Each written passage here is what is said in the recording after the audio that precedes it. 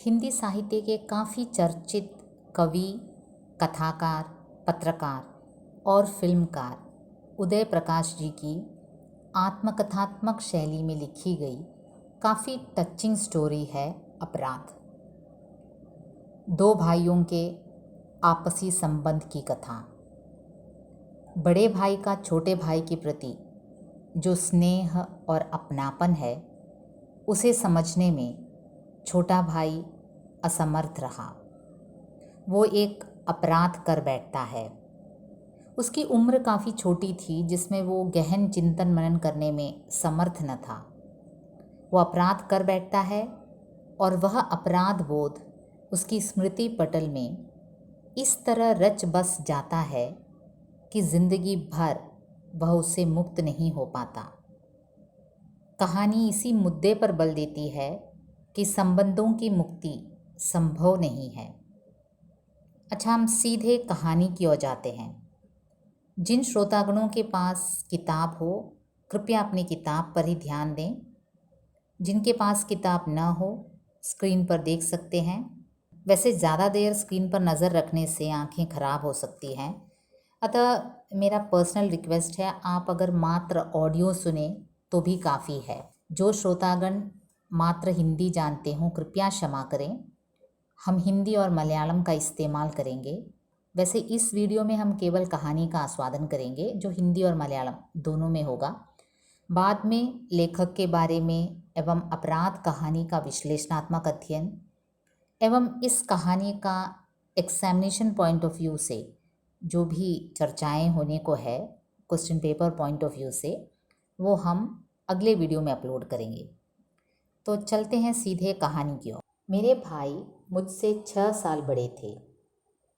आश्चर्य था कि पूरे गांव में सभी लड़के मुझसे 6 वर्ष बड़े थे। मैं इसीलिए सबसे छोटा था और अकेला था। सब खेलते तो उनके पीछे मैं लग जाता। मेरे भाई बचपन से अपाहिज थे। उनके एक पैर में पोलियो हो गया था, लेकिन वे बहुत सुंदर थे, देवताओं की तरह। वे आसपास के कई गांवों में सबसे अच्छे तैराक थे और उनको हाथ के पंजों की लड़ाई में कोई नहीं हरा सकता था। घूंसे से नारियल और ईंटें तोड़ देते थे, जबकि मैं दुबला पतला था, कमज़ोर और चिड़चिड़ा। मुझे अपने भाई से ईर्ष्या होती थी क्योंकि उनके बहुत सारे दोस्त थे। मेरे भाई मुझसे 6 साल बड़े थे। पूरे गांव के सभी लड़के मुझसे 6 वर्ष बड़े थे संयोगवश, और इसलिए मैं सबसे छोटा और अकेला था। सब खेलते तो मैं उनके पीछे लग जाता। इसके सिवा मुझे करने के लिए कुछ था ही नहीं, क्योंकि मैं सबसे छोटा था। और मेरे भाई के बारे में अगर कहें तो वो बचपन से ही अपाहिज थे। वो क्या हुआ था, उनके पैर में पोलियो हो गया था, लेकिन देखने में बहुत सुंदर थे, देवताओं की तरह। और आसपास के गांवों में सबसे अच्छे तैराक थे, सबसे अच्छा स्विम करते थे, और उनको हाथ के पंजों की लड़ाई में कोई नहीं हरा सकता था। अरे इतने शक्तिशाली थे कि घूंसे से नारियल और ईंटें तोड़ देते थे। ऐसे थे मेरे भाई, जो मुझसे 6 साल बड़े थे और देखने में देवताओं की तरह सुंदर थे, और गांव के दूसरे लड़कों से शक्तिशाली भी थे। और मैं देखो, मैं कैसे था, दुबला पतला, एकदम कमज़ोर और चिड़चिड़ा। मैं दुबला पतला था, कमज़ोर था, और इसलिए हमेशा चिड़चिड़ा रहता था, इरिटेटेड रहता था। अब मुझे अपने भाई से ईर्ष्या होती थी क्योंकि उनके बहुत सारे दोस्त थे। ഈ കഥ ഞാനും എൻ്റെ മുതിർന്ന സഹോദരനെയും ചുറ്റിപ്പറ്റിയാണ്. എൻ്റെ സഹോദരൻ എന്നേക്കാൾ 6 വയസ്സ് മുതിർന്നതായിരുന്നു. അതിശയം എന്ന് പറയട്ടെ, ആ ഗ്രാമത്തിലെ എല്ലാ പയ്യന്മാരും എന്നേക്കാളും 6 വയസ്സ് മുതിർന്നതായിരുന്നു. ഞാൻ അവരുടെ ഇടയിൽ വളരെ ചെറുതായിരുന്നു. അതുകൊണ്ട് തന്നെ അവർ കളിക്കുമ്പോൾ അവരുടെ പുറകെ പുറകെ ഓടുക എന്നല്ലാതെ എനിക്ക് വേറെ ഓപ്ഷനൊന്നുമില്ലായിരുന്നു. അപ്പോൾ എൻ്റെ സഹോദരനെ പറയുകയാണെങ്കിൽ, എൻ്റെ സഹോദരൻ ജനിച്ചപ്പം തൊട്ടേ പോളിയോ ബാധിച്ച ഒരു വ്യക്തിയായിരുന്നു. അതുകൊണ്ട് തന്നെ അദ്ദേഹത്തിൻ്റെ ഒരു കാലിന് സ്വാധീനം കുറവായിരുന്നു. പക്ഷെ കാണാൻ നല്ല സുമുഖൻ, ദേവന്മാരെ പോലെ സുന്ദരൻ. എന്തിനധികം പറയുന്ന അടുത്തുള്ള ഗ്രാമങ്ങളിൽ ഏറ്റവും നല്ല നീന്തൽക്കാരനായിരുന്നു. ഏറ്റവും നല്ലപോലെ നീന്തുമായിരുന്നു എൻ്റെ സഹോദരൻ. ശക്തിയിലും അദ്ദേഹം വളരെ മുന്നിട്ടായിരുന്നു. ഒറ്റയടി കൊണ്ട് തേങ്ങ വരെ പൊട്ടിക്കുമായിരുന്നു. തേങ്ങ, ഇഷ്ടിക എന്നുവെച്ചാൽ അത്രയ്ക്ക് ശക്തിശാലിയായിരുന്നു. അപ്പോൾ എന്നേക്കാൾ 6 വയസ്സ് മുതിർന്ന എൻ്റെ സഹോദരൻ കാണാൻ സുമുഖൻ, നല്ല ശക്തിശാലി. ഞാനാകട്ടെ വളരെ മെലിഞ്ഞ്, എപ്പോഴും കംസോർ ഓർ ചിടിച്ചിട, വളരെ മെലിഞ്ഞ് ഇറിറ്റേറ്റഡ് ആയിട്ടുള്ളൊരു കുട്ടിയായിരുന്നു. എനിക്ക് എൻ്റെ സഹോദരനോട് വല്ലാതെ അസൂയ തോന്നുമായിരുന്നു. കാരണം അദ്ദേഹത്തിന് വലിയൊരു സുഹൃത്ത് വലയമുണ്ടായിരുന്നു. मैं सबसे छोटा था, इसीलिए मैं भाई के लिए एक उत्तरदायित्व की तरह था. वे मुझसे प्यार करते थे और मेरे प्रति उनका रुख एक संरक्षक की जिम्मेदारी जैसा था. सब खेलते और मैं छोटा होने के कारण अकेला पड़ जाता, तो भाई आकर मेरी मदद करते. जोड़ी और पाली वाले कई खेलों में वे मुझे अपनी पाली में शामिल कर लेते थे. कोई दूसरा लड़का अपनी पाली में मुझे शामिल करके हार का खतरा नहीं उठाना चाहता था. अक्सर भाई मेरी वजह से ही हारते, फिर भी वे मुझसे कभी कुछ नहीं कहते थे. मैं उनकी जिम्मेदारी था और वह उसे निभाना चाहते थे. जहाँ तक मुझे याद है, उन्होंने कभी मुझे नहीं मारा. जैसे मैंने कहा, मैं दूसरे लड़कों से 6 साल छोटा था, इसलिए होता क्या था, जब भी लड़के खेलते थे तो मैं अकेला पड़ जाता था. कोई मुझे अपने साथ लेता ही नहीं था, क्योंकि मैं कमज़ोर भी था और उनसे बहुत छोटा भी था. लेकिन मेरा भाई क्या है, वो हमेशा मुझे अपनी पाली में शामिल करता था. अपनी पाली मतलब अपनी टीम में. इवन दो उसे पता था कि मुझे अपनी टीम में लेने से वो हार सकता है, हारने का खतरा है, लेकिन फिर भी मेरा भाई मुझे अपने टीम में लेता था, क्योंकि वो मानता था कि मैं उनकी ज़िम्मेदारी हूँ और वो उसे निभाना चाहते थे. वो मुझसे बहुत प्यार करते थे और जहाँ तक मुझे याद है, उन्होंने कभी मुझे नहीं मारा. मतलब एक बड़े भाई होने के नाते जो भी जिम्मेदारी एक बड़े भाई की होनी चाहिए, वो बखूबी मेरा भाई निभाता था. मैं तो कमज़ोर था, 6 साल छोटा था. वो चाहते तो दूसरे लड़कों के, अपने हम उम्र लड़कों के साथ खेल सकते थे और मुझे अकेला छोड़ सकते थे, लेकिन वो कभी ऐसा नहीं करते थे. कोई दूसरा लड़का मुझे अपनी पाली में शामिल नहीं करते थे, क्योंकि उनको हारने का खतरा रहता था. लेकिन अक्सर मेरा भाई मेरी वजह से हार जाते थे, फिर भी वे मुझसे कभी कुछ नहीं कहते थे. कितने बड़े दिल वाले थे मेरे भाई, और मैं उनकी ज़िम्मेदारी था और वह उसे निभाना चाहते थे, निभाते थे, बड़े दिल से निभाते थे.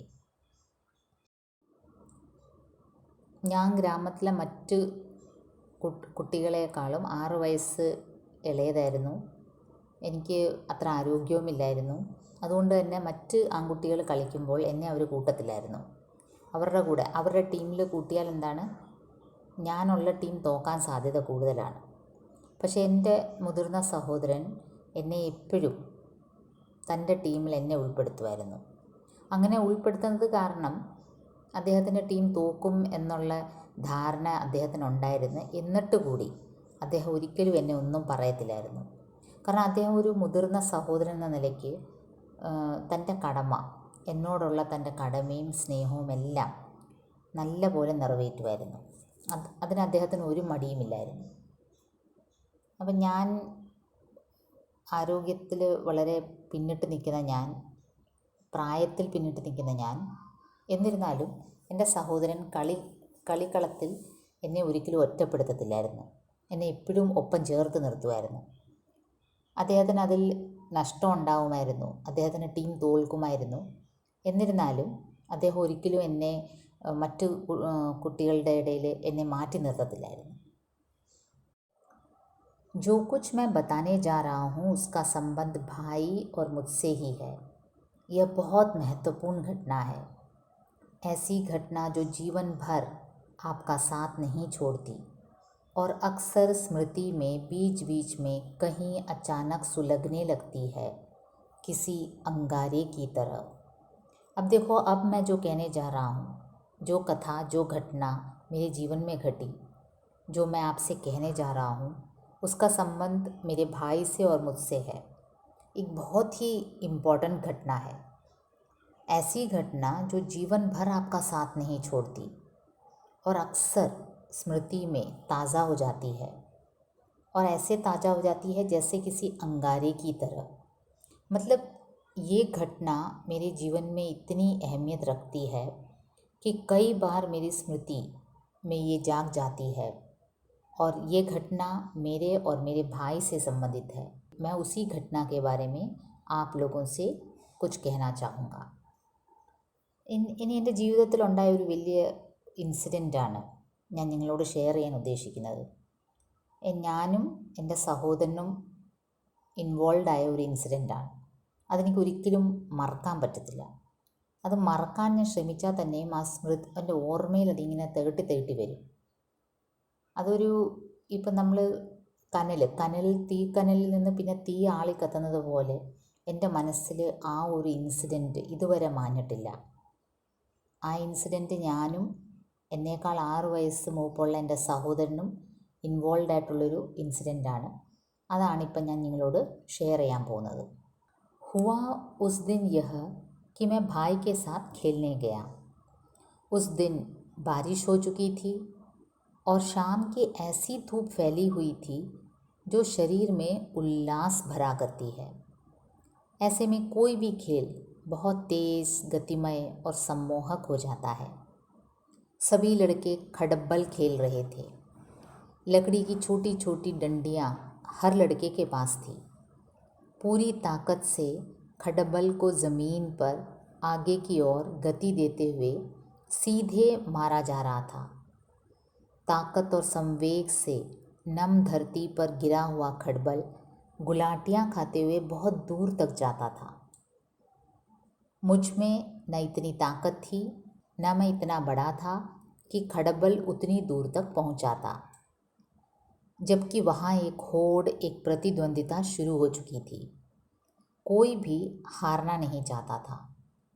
यह एक ऐसा खेल था जिसमें कोई पाली नहीं होती, कोई किसी का जोड़ीदार नहीं होता.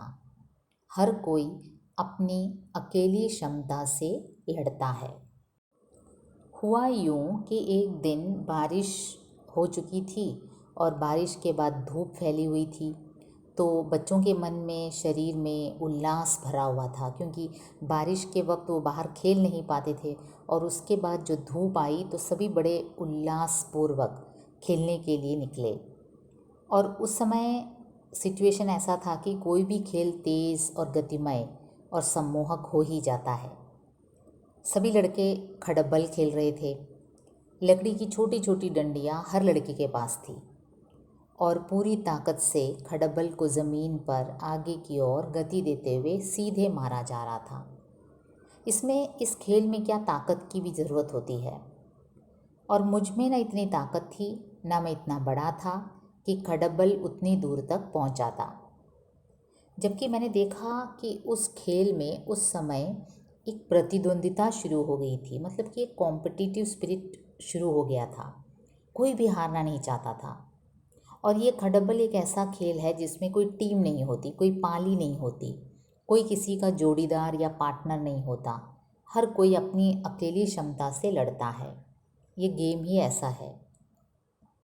ചേട്ടനോട് ഞാൻ ചെയ്ത ഒരു അപരാധം, ആ ഒരു ഇൻസിഡൻറ്റ് നടന്ന ദിവസം ഇതായിരുന്നു സംഭവിച്ചത്.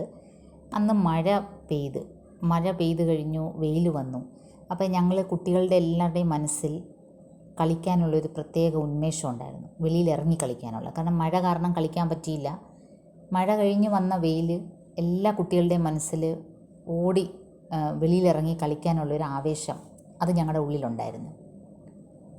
ഞങ്ങൾ കഡ്ബൽ എന്ന ഒരു കളി കളിച്ചു. അതൊരു നാടൻ കളിയാണ്. നമ്മൾ ഗില്ലി ഡണ്ട എന്ന് പറയും, കുട്ടിയും കോലും. അതുമാത്രം ഒരു കളിയാണ്. അതിൽ ചെറിയ ചെറിയ സ്റ്റിക്സും ഉണ്ട്. നമ്മളിങ്ങനെ കുട്ടികൾ ശക്തിയായിട്ട് അടിക്കുകയും അത് ചാടി തെറിച്ച് പോകുന്ന ആ ചെറിയൊരു കമ്പ് കഷ്ണം, അതിന് വളരെ ശക്തി വേണം. താക്കത്ത് ഓർ സംവേഗ് വേണം, നല്ല ശക്തി വേണം. എന്നിലത്ര ശക്തിയില്ലായിരുന്നു കളിക്കാനുള്ള. നേരത്തെ പറഞ്ഞ പോലെ ഞാൻ അവരെക്കാളുമൊക്കെ വളരെ ഇളയതായിരുന്നു. ഞാൻ അവിടെ എത്തുമ്പോഴത്തേക്കിന് അവിടെ ഒരു ഗെയിം ഒരു ചൂട് പിടിച്ച സിറ്റുവേഷനിലായിരുന്നു. എല്ലാവരും വളരെ ആവേശത്തിലായിരുന്നു. ഒരു പ്രതിദ്വന്ദ്വിത, ഒരു കോമ്പറ്റീറ്റീവ് സ്പിരിറ്റ് സ്റ്റാർട്ടായി കഴിഞ്ഞിരുന്നു. എല്ലാവരും ഗെയിമിൽ മുഴുകിയിരിക്കുകയായിരുന്നു. കോയി ഭി ഹാർനാ നഹീ ചാഹതാ താ, ആർക്കും തോക്കാനും ആഗ്രഹമില്ലായിരുന്നു. പിന്നെ ഈ കടബൽ ഗെയിമിൻ്റെ ഒരു പ്രത്യേകത, ഇതിൽ ടീമില്ല, പാലിയില്ല. പാലി മീൻസ് ടീം കൂടിയുള്ള കളിയല്ല. ഓർ നഹി ജോഡിദാർ ഥാ. ജോഡിദാർ എന്ന് പറയുമ്പോൾ പാർട്ട്ണർഷിപ്പ്. ഈ ഗെയിമിൽ നമ്മൾ ഒറ്റയ്ക്ക് തന്നെ കളിക്കണം. അപ്നി അക്കേലി ക്ഷമതാസെ ലഡ്നാ ഥാ. നമ്മൾ ഓരോരുത്തരുടെയും ഓരോ ഇൻഡിവിജ്വൽ പ്ലെയറിൻ്റെയും കഴിവനുസരിച്ച് വേണം നമ്മളിതിൽ കളിക്കാൻ. അങ്ങനെ ആ മഴ കഴിഞ്ഞ് വെയിൽ വന്ന ഒരു ദിവസം കുട്ടികളെല്ലാം വളരെ ആവേശത്തോടെ ഈ ഖഡ്ബൽ ഗെയിം കളിക്കുകയായിരുന്നു. भाई भी उस खेल में डूब गए थे. वे कई बार पिछड़ रहे थे, इसलिए गुस्से और तनाव में और ज़्यादा ताकत से खड़बल फेंक रहे थे. वे मुझे भुला चुके थे और मैं अकेला छूट गया था 6 वर्ष पीछे, कमज़ोर. उस दिन उस खेल में शामिल होने के लिए मुझे 6 वर्षों की दूरी पार करनी पड़ती, जो मैं नहीं कर सकता था. अब देखिए हुआ ये कि बारिश के बाद जो धूप आई, बच्चे खेलने लगे तो खडबल खेल रहे थे. और मैंने देखा कि खेल में सभी इतने मग्न हैं कि एक कंपटीशन सा हो गया था और सभी में जीतने का उत्साह था. और ये एक ऐसा खेल है जिसमें कोई पार्टनर की ज़रूरत नहीं होती है, अपने अपने अकेले के बलबूते खेलना होता है. और मैंने देखा कि मेरा भाई भी खेल रहा है बड़े उत्साह से, लेकिन शुरुआती तौर पर वो पिछड़ रहा था गेम में, इसलिए काफ़ी तनावपूर्ण सिचुएशन था. वो गुस्से में था, तनाव में था और ज़्यादा ताकत से खड़बल फेंक रहा था. और मैंने देखा कि मेरा भाई मुझे एकदम से मानो भूल गया. वो मेरी ओर भाव ही नहीं दे रहा है, देख ही नहीं रहा है. मैं एकदम अकेला छूट गया और ऐसे लगा मैं एकदम 6 वर्ष पीछे छूट गया, एकदम कमज़ोर, निस्सहाय. उस दिन उस खेल में शामिल होने के लिए मुझे 6 वर्षों की दूरी पार करनी पड़ती, जो मेरे लिए असंभव था. അപ്പം ഞാൻ നോക്കുമ്പോൾ എൻ്റെ ചേട്ടൻ ഈ ഒരു ഗെയിമിൽ ആദ്യം അല്പം പുറകോട്ട് നിൽക്കുകയായിരുന്നു. അപ്പം വളരെ ടെൻസ്ഡായിട്ട് ദേഷ്യത്തോടെ കളിക്കാൻ തുടങ്ങി. അപ്പോൾ അദ്ദേഹം എന്നെ പൂർണ്ണമായിട്ട് അങ്ങ് മറന്ന പോലെ എനിക്ക് തോന്നി.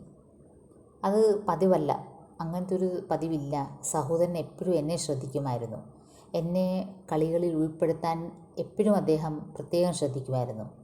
അതുകൊണ്ട് എനിക്കും അതൊരു ശീലമാണ്. കളിക്കളത്തിൽ ചെന്ന് നിന്നാൽ ഞാനിങ്ങനെ സഹോദരനെ നോക്കും, സഹോദരൻ എന്നെ ഉൾപ്പെടുത്തും. പക്ഷേ ഇപ്പോൾ എൻ്റെ ചേട്ടൻ എന്ത് ചെയ്തു, എന്നെ ശ്രദ്ധിക്കുന്നേ ഇല്ല, ആ ഗെയിമിൽ അങ്ങ് മുഴുകിയിരിക്കുകയാണ്. എനിക്കപ്പം പെട്ടെന്നങ്ങ് ലെഫ്റ്റ് ഔട്ട് പോലെ തോന്നി. വളരെയധികം വിഷമം തോന്നി. എനിക്ക് സഹിക്കാവുന്നതിലപ്പുറം എനിക്ക് ആ വിഷമം താങ്ങാൻ പറ്റാതായി. എനിക്ക് തോന്നി ഞാൻ 6 വയസ്സ് പുറകോട്ട് പോയതുപോലെ തോന്നി. എനിക്ക് തോന്നി അവരുടെ കൂടെ, ആ ചേട്ടന്മാരുടെ കൂടെ ആ ഗെയിമിൽ ഇൻവോൾവ് ആവണമെങ്കിൽ ഞാൻ 6 വയസ്സ് കഴിയണം, 6 വർഷവും കൂടെ കഴിയണം. അതെനിക്ക് ഇമ്പോസിബിൾ പോലെ തോന്നി. भाई जीतने लगे थे. उनका चेहरा खुशी और उत्तेजना में दहक रहा था. उन्होंने एक बार भी मेरी ओर नहीं देखा. वे मुझे पूरी तरह भूल चुके थे. मुझे पहली बार यह लगा कि मैं वहाँ कहीं नहीं हूँ. मुझे रोना आ रहा था और भाई के प्रति मेरे भीतर एक बहुत ज़बरदस्त प्रतिकार पैदा हो रहा था. मैं अपने खडबल को अकेला अलग खड़ा हुआ एक पत्थर पर पटक रहा था. मैं ईर्ष्या, आत्महीनता, उपेक्षा और नगण्यता की आंच में झुलस रहा था. अब धीरे धीरे खेल में क्या हुआ, मैं देख रहा हूँ कि मेरा भाई जीतने लगा है और उनका चेहरा खुशी और उत्तेजना में दहक रहा था. लेकिन अफसोस की बात देखिए, उन्होंने एक बार भी मेरी ओर नहीं देखा. मुझे ऐसा लगा वो मुझे पूरी तरह भूल चुके हैं. और मुझे पहली बार यह लगा कि मैं वहाँ कहीं नहीं हूँ, मतलब कि मैं वहाँ इनविजिबल जैसा. मेरा भाई ऐसा करता ही नहीं था, वो हमेशा मेरा ख्याल रखता था. लेकिन उस दिन मैंने देखा कि वो जीतने लगे हैं और वो मुझे देख ही नहीं रहे हैं। मुझे रोना आ गया और भाई के प्रति एक ज़बरदस्त प्रतिकार पैदा होने लगा मेरे मन में। मुझे बहुत गुस्सा आने लगा और मेरे मन में ईर्ष्या, आत्महीनता, उपेक्षा और नगण्यता पैदा होने लगी। मतलब मुझे इतना गुस्सा आने लगा, इतनी ईर्ष्या मैंने महसूस की और एकदम आत्महीनता, इन्फीरियर। मुझे लगा मैं बहुत इन्फीरियर हो गया हूँ।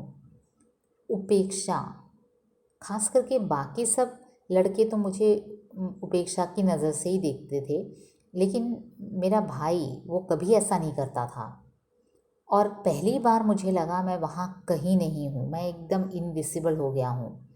मुझे ज़ोर से रोना आया और रोने के साथ साथ मुझे अपने भाई के प्रति इतना गुस्सा आया कि एक ज़बरदस्त प्रतिकार मेरे मन में पैदा हो गया.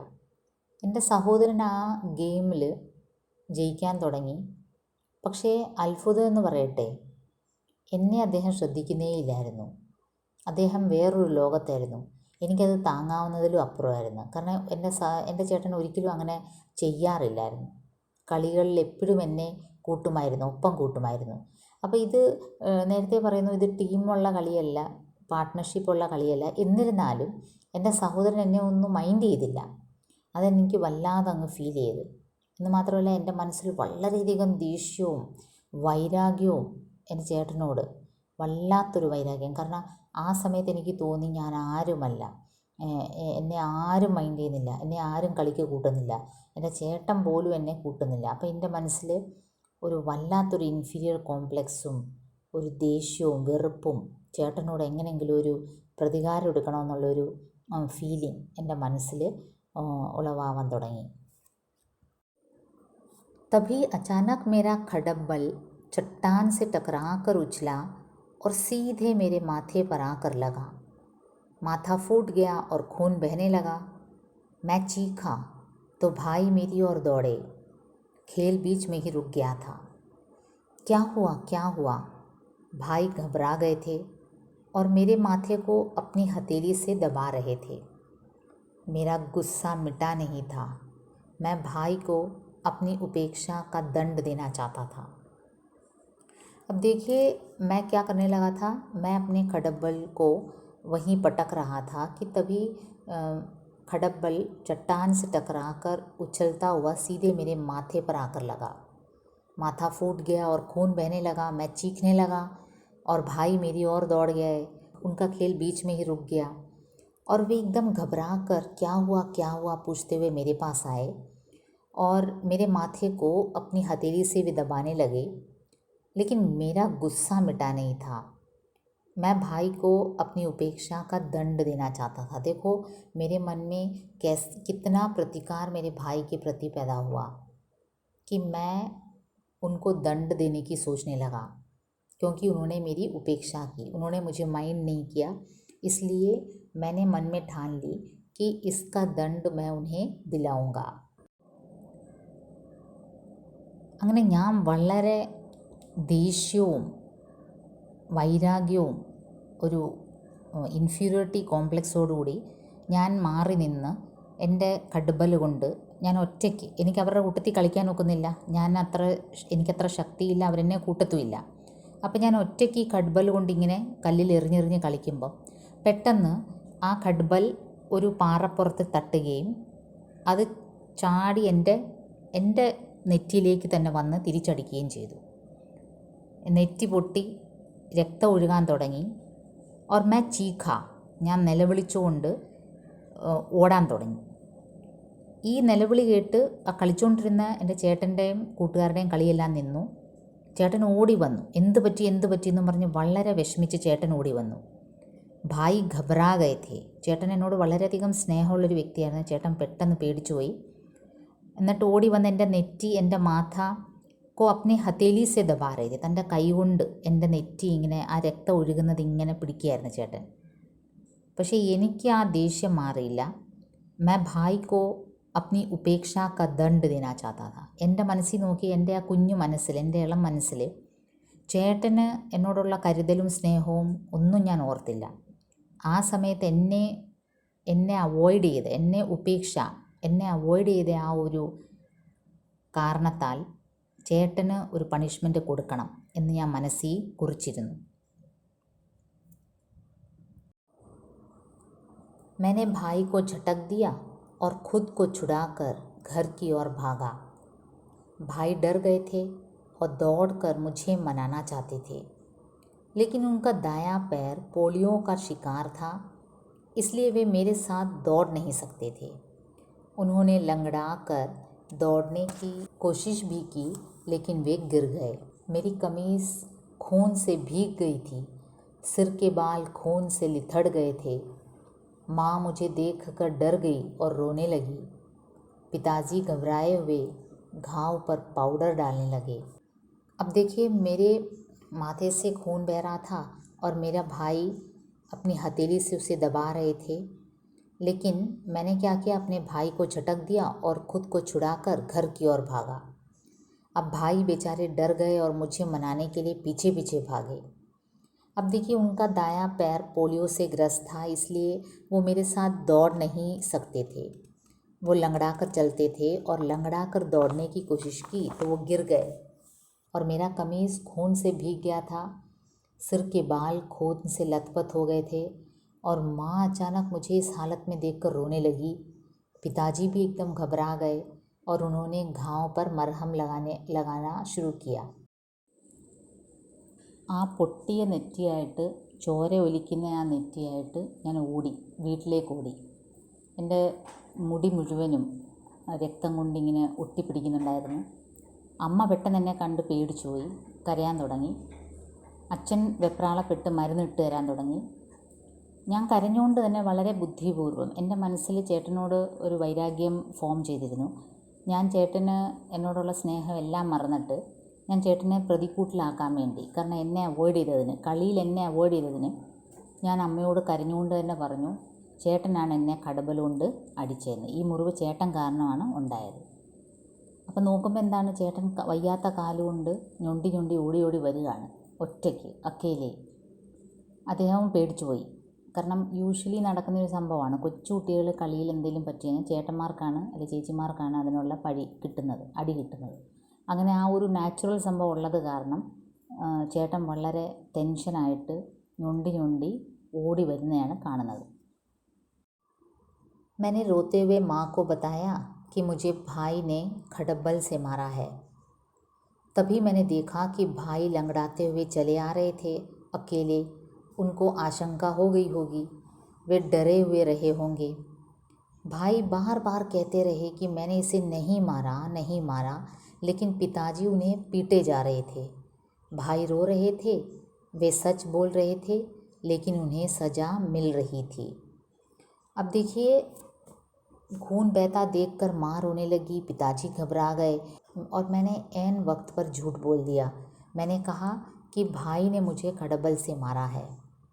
और उस समय भाई लंगड़ाते हुए दौड़े आ रहे थे और पिताजी ने उन्हें पीटना शुरू कर दिया.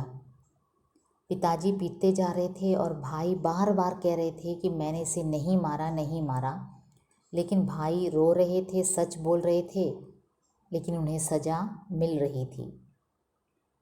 എൻ്റെ ഈ രക്തമാർന്ന നെറ്റി കണ്ടിട്ട് അമ്മ പേടിച്ചു പോയി. അച്ഛൻ മരുന്ന് വെച്ച് കഴിഞ്ഞ് അച്ഛനിതറിഞ്ഞു, ചേട്ടനാണ് എന്നെ ഇങ്ങനെ ഈ സിറ്റുവേഷനിലാക്കിയെന്ന്. ചേട്ടൻ അപ്പോഴത്തേക്കിന് ഞൊണ്ടി ഞൊണ്ടി ഓടി വരികയായിരുന്നു.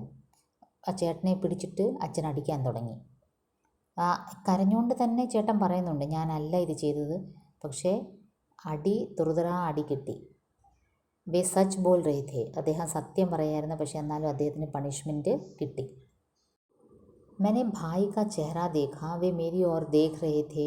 उनकी आंखें लाल थीं और उनमें करुणा और कातरता थी, जैसे वे मुझसे याचना कर रहे हों कि मैं सच बोल दूं. लेकिन तब तक देर हो चुकी थी, उन्हें सज़ा मिल चुकी थी.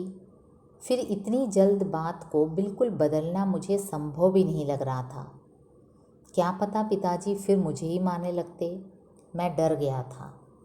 अब देखिए, भाई का चेहरा इतना दयनीय अवस्था में था कि उनकी आंखें लाल थी और उनकी आंखें करुणा और कातरता से भरी हुई. मानो मुझसे याचना कर रहे थे कि मैं सच बोल दूं। लेकिन तब तक बहुत देर हो चुकी थी, उन्हें सज़ा मिल चुकी थी। और मुझे भी लगा कि अगर मैं अचानक कह दूं कि भाई ने मुझे नहीं मारा है तो शायद पिताजी गुस्से में मुझे ही मार दे। इसलिए मैं बहुत डर गया था, इसलिए मैंने सच नहीं कहा. അപ്പോൾ ആ സമയത്ത് അടി കൊണ്ടുകൊണ്ടിരിക്കുമ്പോൾ ചേട്ടൻ്റെ ആ കണ്ണുകൾ, എന്നെ വളരെ ദയനീയമായി നോക്കുന്ന ആ കണ്ണുകൾ, ചുമന്ന കണ്ണുകൾ, കരഞ്ഞുകൊണ്ട് വളരെ ദയനീയമായി എന്നോട് യാചിക്കുന്നത് പോലെ എനിക്ക് തോന്നി, ദയവ് ഇതൊന്ന് സത്യം പറയുന്നു. പക്ഷേ ഞാൻ സത്യം പറഞ്ഞില്ല. കാരണം അപ്പോഴത്തേക്കിനും പണിഷ്മെൻറ്റ് കിട്ടിക്കഴിഞ്ഞിരുന്നു, ചേട്ടന് അടി കിട്ടിക്കഴിഞ്ഞിരുന്നു. പിന്നെ എനിക്കൊരു പേടി, പെട്ടെന്ന് ഞാനിങ്ങനെ വാക്കുമാറി പറഞ്ഞാൽ അച്ഛൻ എന്നെ തന്നെ അടിക്കാൻ തുടങ്ങുമോ എന്നുള്ളൊരു ഭയം എൻ്റെ മനസ്സിലുണ്ടായിരുന്നു. അതുകൊണ്ട് ഞാൻ സത്യം പറഞ്ഞില്ല. यह घटना वर्षों पुरानी है, लेकिन भाई की वे कातर आँखें अब भी मुझे कभी कभी घूरने लगती हैं. याचना करती हुई, सच बोलने की भीख मांगती हुई मेरी स्मृति में जब भी वे आँखें जाग उठती हैं, मेरी पूरी चेतना ग्लानि, बेचैनी और अपराध बोध से भर उठती है. देखिए, ये घटना वर्षों पुरानी है, बहुत साल पहले बीता है मेरे और मेरे भाई के बीच जो ये घटना थी. लेकिन अब भी भाई की वे कातिर आँखें मानो मुझे घूरने लगती हैं, मानो याचना करती हैं मुझसे कि सच बोल दे भैया, मानो मुझसे भीख मांगती हैं. मेरी स्मृति में जब भी वे आँखें जाग उठती हैं, मेरी पूरी चेतना ग्लानि और बेचैनी और अपराध बोध से भर उठती है.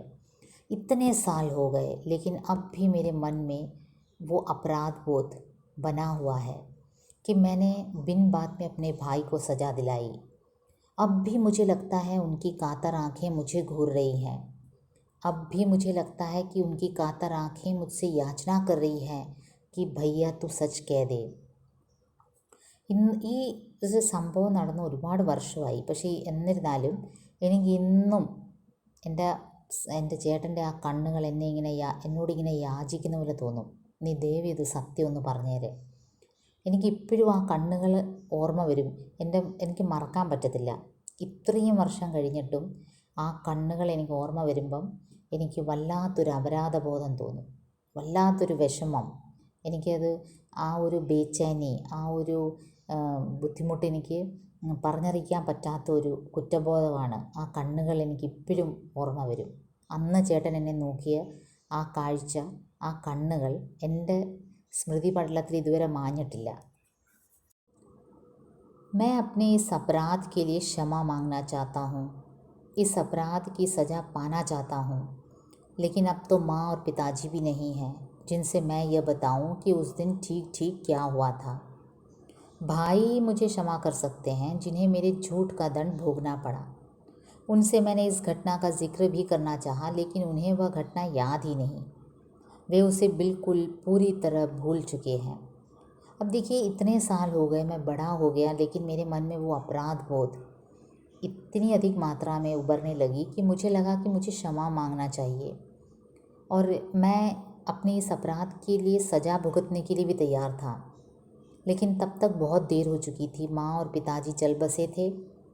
मैं किसे बताऊँ उस दिन ठीक ठीक क्या हुआ था. अब एक ही व्यक्ति बचे हैं जो मेरे भाई हैं, जो मुझे क्षमा कर सकते हैं.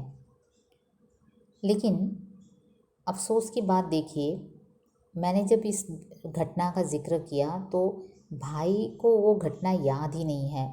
उनका दिल कितना बड़ा है कि वे उसे बिल्कुल पूरी तरह भूल चुके थे.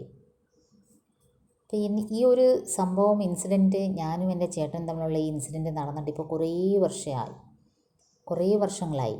എന്നിരുന്നാലും എനിക്ക് ആ ഒരു കുറ്റബോധം എൻ്റെ മനസ്സിലുള്ളത് കാരണം എനിക്ക് ക്ഷമ ചോദിച്ചിട്ട് ഇത് ഞാൻ ചെയ്ത തെറ്റാണ്, എനിക്കതിനുള്ള പണിഷ്മെൻറ്റ് തന്നോളൂ എന്ന് പറയണമെന്നുണ്ട്. പക്ഷേ അപ്പോഴത്തേക്കിന് വളരെ വൈകിപ്പോയി. അച്ഛനും അമ്മയും മരണപ്പെട്ടു.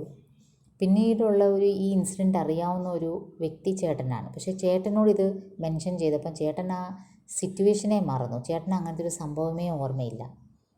അപ്പോൾ എനിക്ക് എൻ്റെ ഈ കുറ്റബോധം ഇപ്പോഴും എന്നെ അലട്ടുന്നുണ്ട്. എനിക്കത് ക്ഷമ ചോദിച്ചില്ല, എനിക്കതിനുള്ള പണിഷ്മെൻറ്റ് കിട്ടിയുമില്ല. അതുകൊണ്ട് ആ ഒരു കുറ്റബോധം ഇപ്പോഴും എന്നെ അലട്ടുന്നു. तो इस अपराध के लिए मुझे क्षमा कौन कर सकता है? क्या यह ऐसा अपराध नहीं है जिसके बारे में लिया गया जो निर्णय था वह गलत और अन्यायपूर्ण था, लेकिन जिसे अब बदला नहीं जा सकता? और क्या यह ऐसा अपराध नहीं है जिसे कभी भी क्षमा नहीं किया जा सकता, क्योंकि इससे मुक्ति अब असंभव हो चुकी है? अब देखिए, मेरे इस अपराध के लिए मुझे कौन क्षमा करेगा? एक तो भाई है, वो तो उसे याद ही नहीं कर रहे, माता पिता चल बसे, तो ये एक अपराध ही हुआ ना। जिसके बारे में मैंने जो निर्णय लिया था वो गलत था, जिसके बारे में लिया गया जो निर्णय था वो गलत और अन्यायपूर्ण था। पिताजी ने मेरी बात सुनकर, मेरे झूठ को सुनकर मेरे भाई को सज़ा देने का जो निर्णय लिया वो एकदम गलत और अन्यायपूर्ण था, लेकिन किया क्या जा सकता है, अब उसे बदला नहीं जा सकता। और क्या यह ऐसा अपराध नहीं है जिसे कभी भी क्षमा नहीं किया जा सकता, क्योंकि इससे मुक्ति अब असंभव हो चुकी है। मैं अपनी किए पर पछताता हूँ, मैं अपनी गलती को समझकर उसे माफ़ी मांगना चाहता हूँ और सज़ा को भी भुगतना चाहता हूँ। अगर ऐसा मैं कर पाता तो शायद अपराध बोध कम होता, लेकिन अब ये संभव नहीं है, तो इसीलिए इस अपराध बोध से मुक्ति भी मेरे लिए संभव नहीं है. ഞാൻ വളരെയധികം ആഗ്രഹിച്ചു എൻ്റെ ഈ ഒരു കുറ്റബോധം മാറാൻ വേണ്ടി ഞാൻ ക്ഷമ ചോദിക്കുകയും ഞാൻ അതിനുള്ള ഒരു പ്രായശ്ചിത്തമായിട്ട് എനിക്ക് എന്താണ് അതിനുള്ള പരിഹാരം എന്നുള്ളത് ഒരു പണിഷ്മെൻറ്റ് ഞാൻ ഏറ്റുവാങ്ങാൻ തയ്യാറായിരുന്നു. പക്ഷേ അതിപ്പം നിർവാഹമില്ല.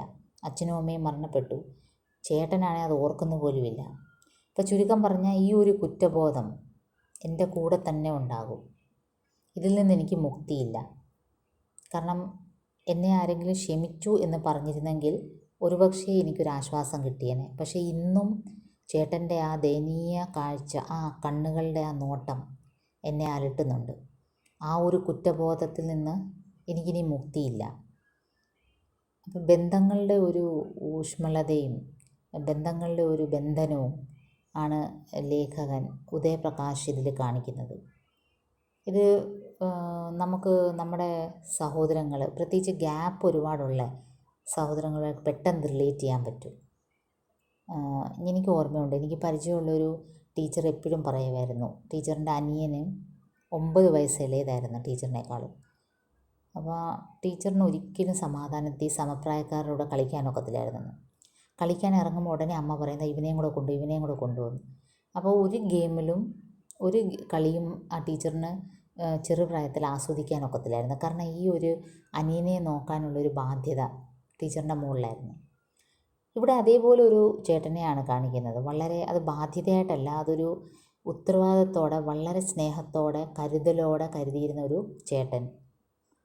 മറിച്ച് ഒരു കളിയിൽ മൈൻഡ് ചെയ്യാതിരുന്നപ്പോൾ അതൊരു പ്രതികാരദാഹിയായി മാറിയ ഒരു മനസ്സുള്ളൊരു കൊച്ചുകുട്ടി. പക്ഷെ പിന്നീട് വലുതായപ്പം ആ ഒരു കുറ്റബോധം ആ കുട്ടിയെ വല്ലാതെ അലട്ടുന്നു. അതിൽ നിന്ന് അവന് മുക്തിയുമില്ല. കാരണം അവനെ ക്ഷമിച്ചു എന്ന് പറയാൻ ആരും ഇല്ല. അപ്പം വളരെ ടച്ചിങ് ആയിട്ടുള്ള സ്റ്റോറിയാണ് ഈ അപരാധ് എന്ന ഉദയപ്രകാശ് എൻ്റെ ഫേവറേറ്റ് റൈറ്റർ. നമുക്ക് ഉദയപ്രകാശിൻ്റെ മറ്റ് ലിറ്റററി വർക്ക്സ് അത് പിന്നീട് ഡിസ്കസ് ചെയ്യാം. പിന്നെ ഈ അപരാധ് എന്ന കഥയുടെ ഒരു ക്രിട്ടിക്കൽ അനാലിസിസും അതുപോലെ തന്നെ ഇതിൽ ക്വസ്റ്റ്യൻ പേപ്പർ പോയിൻ്റ് ഓഫ് വ്യൂവിൽ എന്തൊക്കെ ക്വസ്റ്റ്യൻസ് ഇതിൽ നിന്ന് വരാം അത് നമ്മൾ പ്രീവിയസ് ക്വസ്റ്റ്യൻ പേപ്പറിൻ്റെ മോഡൽ വെച്ചിട്ട് ഡിസ്കസ് ചെയ്യുന്നതായിരിക്കും. ഇതെല്ലാം നമ്മളൊരു നെക്സ്റ്റ് വീഡിയോയിൽ അപ്ലോഡ് ചെയ്യുന്നതായിരിക്കും. Thank you.